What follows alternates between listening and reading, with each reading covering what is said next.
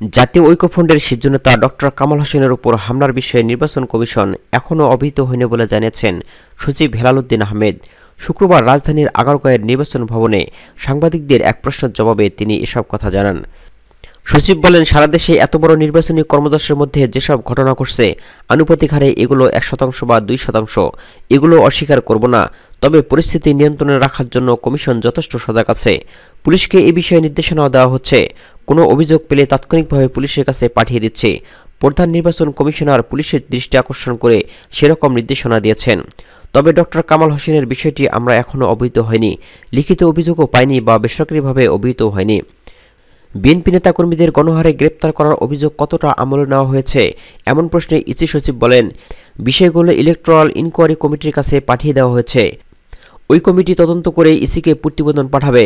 কিছু অভিযোগ প্রমাণিত হয়নি, সেগুলোর ব্যাপারে ব্যবস্থা নেওয়া যায়নি। কমিশন থেকেও পুলিশকে কড়া নির্দেশ দেওয়া হয়েছে, সিনিয়র নেতাদের যেন হয়রানি করা না হয়। ইসি সচিব বলেন, যাদের গ্রেপ্তার করা হচ্ছে তাদের অনেকের নামেই আগেই পরোয়ানা ছিল, কিন্তু তারা আত্মগোপনে থাকায় তখন গ্রেপ্তার করা হয়নি। এখন নির্বাচন উপলক্ষে যারা প্রকাশ্যে আসছে, পুলিশ তাদের গ্রেপ্তার করছে।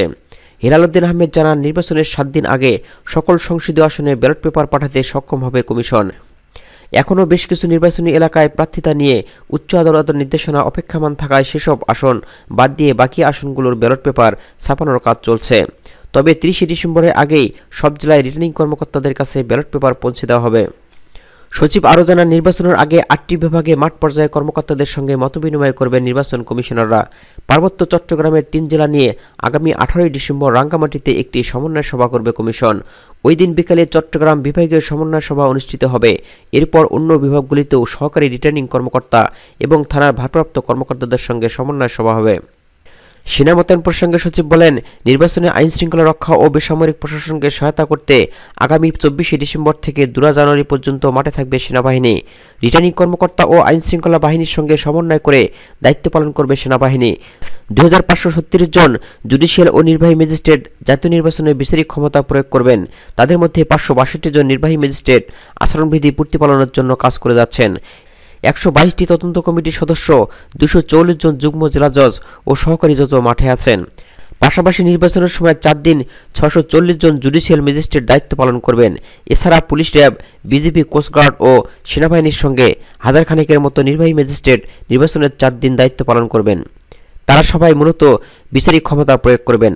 আলাদা কোনো বাহিনীকে বিচারিক ক্ষমতা দেওয়ার সুযোগ নেই বলেও জানান তিনি।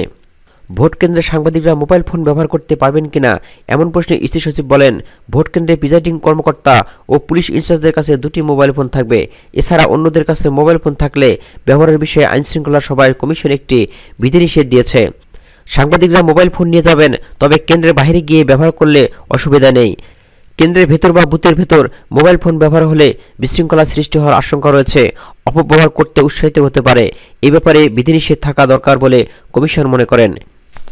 তিনি আরও বলেন, সাংবাদিকরা কেন্দ্রে প্রবেশ করতে পারবেন, ছবি তুলতে পারবেন ও ভোটারদের প্রতিক্রিয়াও জানতে পারবেন।